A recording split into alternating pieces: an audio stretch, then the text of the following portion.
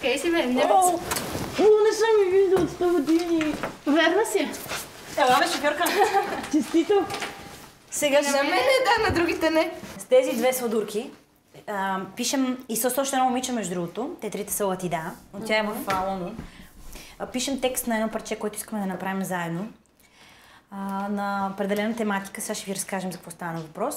Значи, да ви кажа на вас, ще пишеме текст на парче. Не се хили, знаеш каква готина тема сме си взели. Да пишеме за обърканите тинейджери. Искахме да усмеем младите хора, които не приличат на нищо и се... Които не приличат на нищо. Не, смисъл... Значи погледнете се в огледалото, които не приличат на нищо. Неогледни, дете се грижат за външния си вид или какво имаш предвид? Не, имам предвид тези, които прекаляват с всичко и които...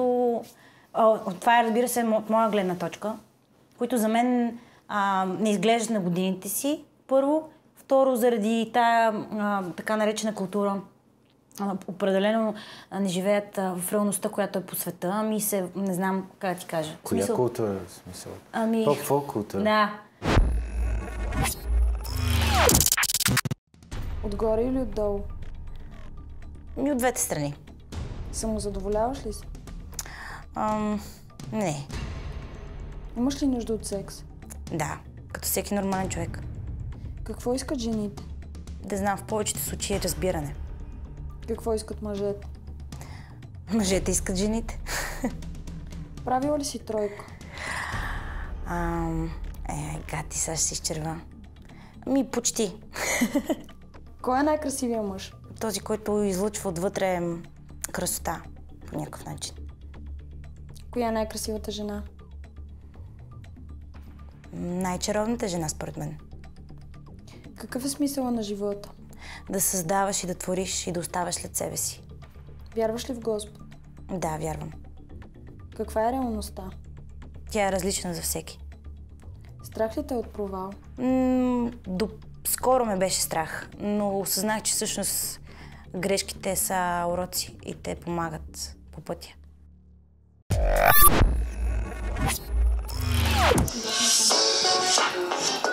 Това е парчето в демо вариант. С измислен текст. Лале нещо на английски.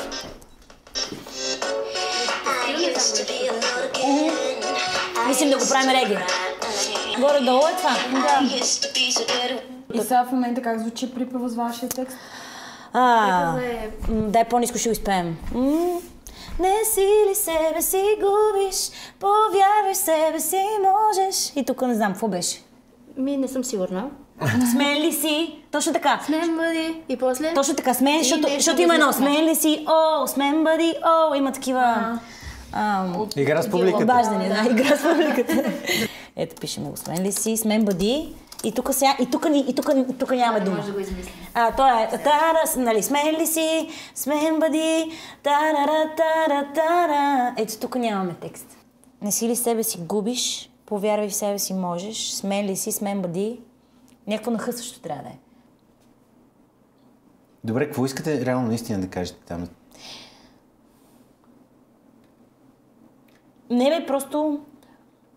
Това, което искаме да си кажем е, че... Не се промени, остани. Да си е себе си. Да, не се промени. Не може ли промени? Много лошо се пее. Има думи, които се пеят кофти. Промени е много гадно за пеене. Ти остани, може ли? Ти остани... Не, това също е леко прозорливо. Като... Ами нещо винаги тара се пее добре. Няма ли още... Винаги себе си бъди. Винаги... Ама винаги, бе. Много клише.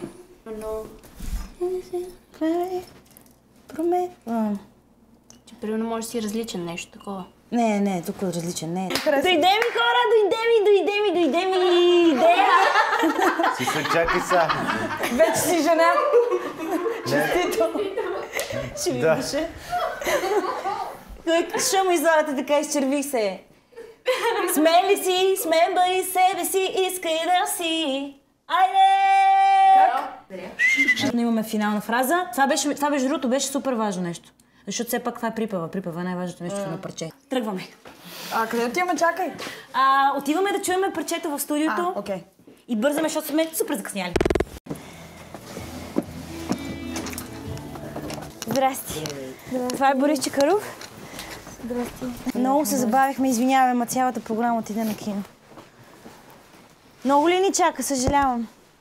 Лошо, че трябва да тръгвам след това. Нищо, ние толкова ни трябва, просто да го чуя и аз, да. Тя Рози е едитирала, а смисъл тя е... Да, ама то е вкъщи това едитирането, така че... Ага. Тя може би го носи. Добре, тя идва ли? Смисъл ще дойде ли последно? Да, бе, да, супер. Не, става въпрос за 5 минути, плюс това аз наистина... Дано да носи тая едитираната версия, защото иначе слушаме, нали ти казвам, имаме само писти и нищо не може да направим.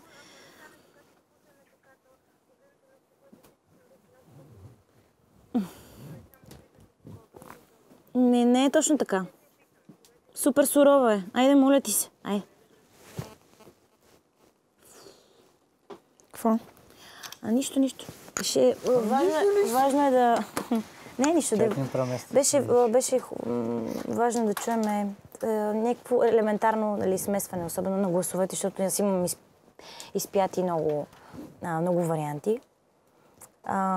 И тук сега е много трудно да избереш смисъл от всичките, кое да точно да пуснем, ако се наложи, ще чуем много суров вариант, ценно току-що съм го изпяла. Трябва да чуем дали остава така, имаме ли да добавим още нещо и това е. Извинявам се много. Поли. Нищо.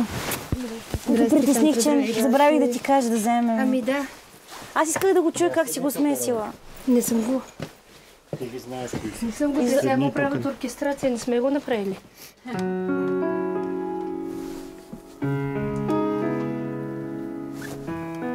Вокалите обаче може да са силни.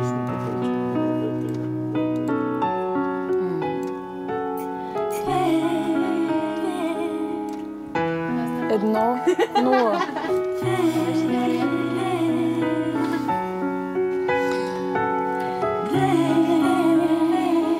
Много се яко.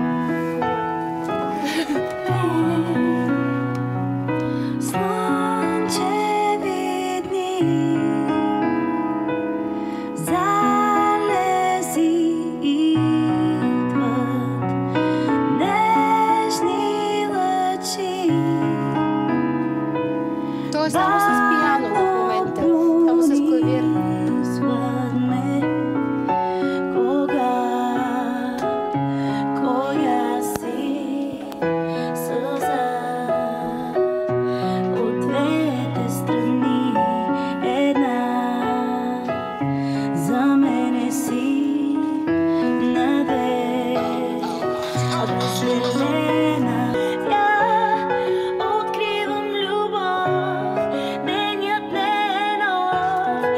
Ще бъде оркестрирано. В момента го работят Коси и Борето. То ще се оркестрира нататък. Началото пускаме с клавира и след това в момента го работят. Но хубава песента, също дори толкова сурова и без много неща в нея пак звучи добре. Не знам, на мен страшно ми хареса. Още в началото. Смисъл според мен ще стане хубаво. Да, тя е... До натъпче. До натъпче се звуци. Това е абсолютно сурово.